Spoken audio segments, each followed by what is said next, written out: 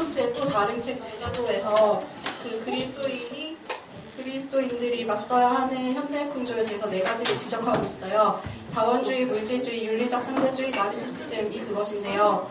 윤리적 상대주의라는 것은 이것도 옳지만 저것도 옳을 수 있다라고 하는 그런 생각입니다. 그런데 이것이 가장 분명하게 나타나는 영역이 성윤리의 영역이라고 하고 있습니다.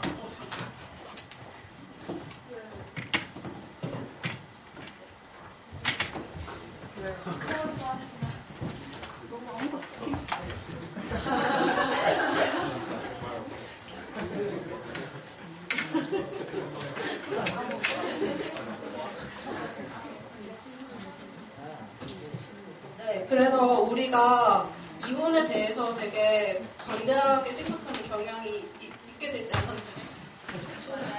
네. 그래서 그런 것들이 저의 생각에도 좀 침투하고 있다는 그런 생각이 들었고요. 네, 이 경우를 보시면 굉장히 사이가 안 좋은 부부가 있죠. 이 사람들이 이혼을 할 수 있을까요? 이혼을 할 수 있다고 생각하시는 분, 못한다고 생각하시는 분? 못해요? 네, 할 수 있는데요. 네, 우리나라에서 이혼을 할 수 있는 방법이 두 가지가 있어요.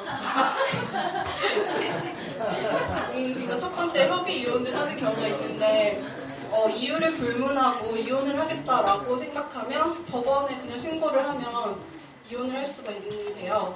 보건사회연구원의 연구에 의하면 부부 불화가 가장 큰 이유를 차지하고 있었고 경제 문제로 인한 이혼도 점점 증가하고 있었습니다. 또 다른 경우는 상대방이 이혼을 해주지 않겠다고 해도 내가 이혼을 너무 하고 싶다. 그럼 이런 이유가 있으면 이혼을 할 수가 있거든요. 네, 그렇습니다. 그래서 우리들은 너무나 다양한 이유로 쉽게 이혼을 생각하고 이혼을 결정하고 하는 그런 경향이 있는데 예수님께서는 이혼을 허용하신 경우가 딱 한 가지, 배우자가 은행을 했을 경우라고 했습니다. 예수님께 아내를 버리는 것이 옳느냐고 바리새인이 질문했을 때 예수님께서 이렇게 말씀을 하셨습니다. 예수님은 불가피하게 우리의 완악함 때문에 이혼을 허용하셨는데요.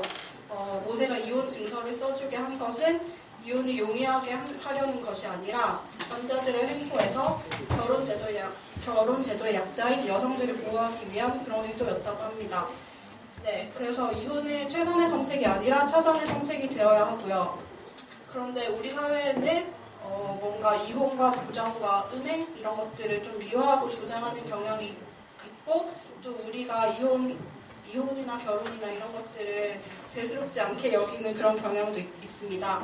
우리는 이런 풍조 속에서 거룩한 결혼 관계를 통해 세상과 구별된 제자의 삶을 살고 또 공부할 필요가 있다고 생각합니다.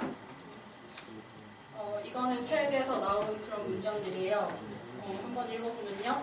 결혼은 배타적이고 헌신을 요구하며 평생에 걸친 신실함이라는 하나님의 의도와 규범을 보수해야 한다. 또 용서의 의무와 방법에 대해 분명하고 실제적인 가르침을 베풀어야 한다.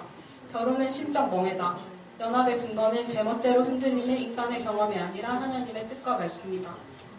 여기서 제 눈에 들어온 거는 헌신이라는 단어입니다.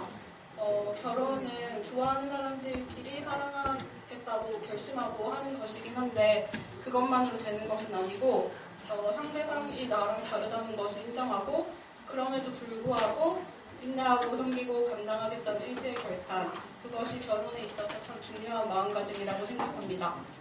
그리고 우리는 결혼이 하나님의 뜻과 말씀에 근거한 것이라는 것을 기억해야 할 것입니다. 네, 이것은 저희 조 환우기가 IBF 간사님께 들은 말씀인데요. 공동체를 위한 조언입니다. 공동체는 하나님의 임재 가운데 하나 되는 집단이고 모든 공동체가 깨어짐과 회복의 연속을 겪습니다. 가정 또한 공동체이기 때문에 깨어질 수 있고 또 그것들을 회복하기 위한 노력들을 우리가 해나가야 될 것입니다. 네, 이런 노력들을 할 수 있고요. 네.